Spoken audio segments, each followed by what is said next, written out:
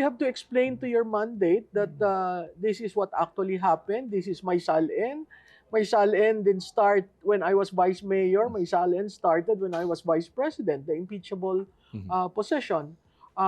Therefore, all those SALN, illegal wealth, etc., the BIR and the AMLA will be flushed into the toilet because maling-mali yung simula.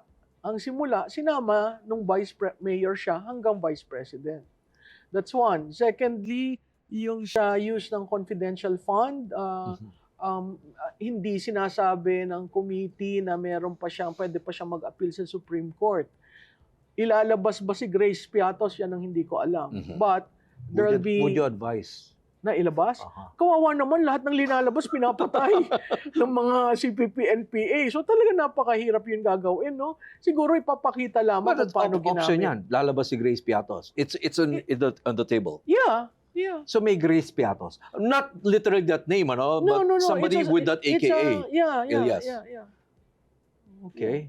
That's interesting. Ang sinasabi ng opposition or those behind this impeachment is that once the bank records are opened, and the transactions laid bare before the public in the Senate trial, that this will diminish the strong lead that the Vice President enjoys up to this point.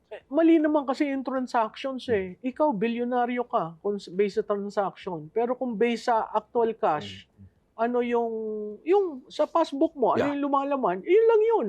Pero pag ginamit mo yung credit debit, at talagang aabot yun ng bilyon. Una. Hindi ba mahirap paliwanag sa tao yan? Hindi. Ang tao, kakapit lang sila sa big number. Hindi. Sila nga ang nagde-debunk eh. Alam mo, natutuwa ako, Patrick, kasi from Madriaga to the bank account, to yung kahapon ng NBI, pag tingnan mo pag nag-sentiment analysis ka online, makikita mo tao nagde-defend sa kanya.